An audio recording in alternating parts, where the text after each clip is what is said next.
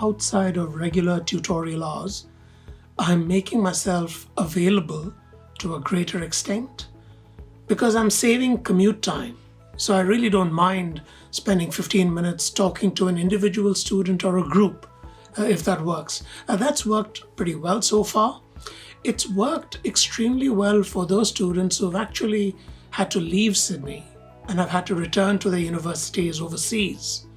And for them, I'm able to speak to them at a time that's mutually convenient and talk to them about their project or any questions they may have.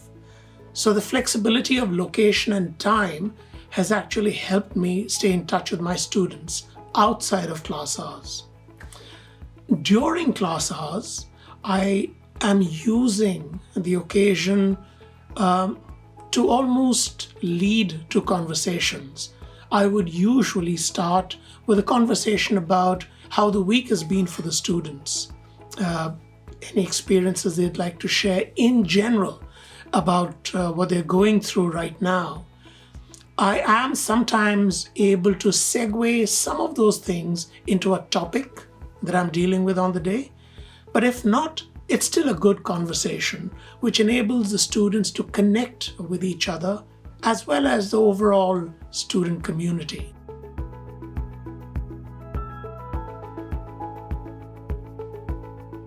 I use two screens to help me segregate. One screen where I put up all the visuals of the students when I'm using Zoom, and the other screen is for my own reference or notes, just like I would in the normal class.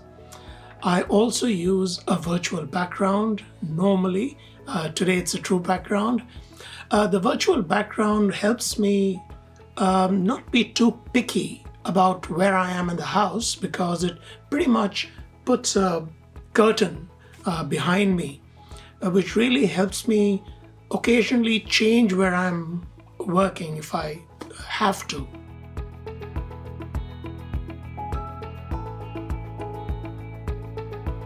It is a mixed bag.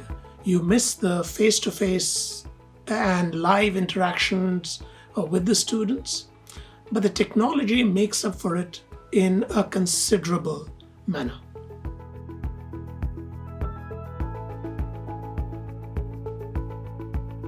In terms of disciplining myself, that was not as hard as I thought. Actually, in some ways, it's easier because it's far easier to just go and make yourself a cup of tea or coffee in between classes than it would have been when you're doing, let's say, 4 to 6 classes back to back.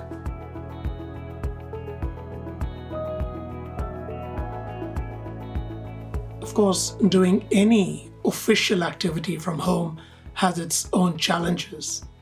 The first challenge was to find a spot which helps me access all my teaching materials, is not claustrophobic, and at the same time does not get interrupted. I think the technology, it took some getting used to, right from sharing files to sharing a video to breaking them up into virtual groups, doing micro facilitation in the virtual breakout rooms. It just took a little getting used to.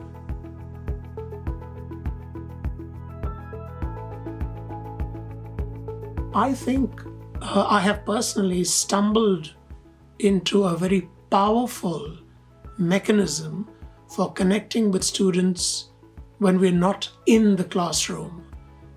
And I would like to see us continue to use this even when things return, to enable us to use the more conventional forms of teaching within the classroom. There is no substitute for the live interaction within the classroom. However, there is also this great opportunity to interact outside of the classroom without getting too bogged down by a scheduled hour or the time taken to commute to a location to meet the students. So going forward, I would like to continue to use this mix of in-class engagement with remote opportunities to engage and bring it together as a really powerful way to deliver the best of what we can to our students.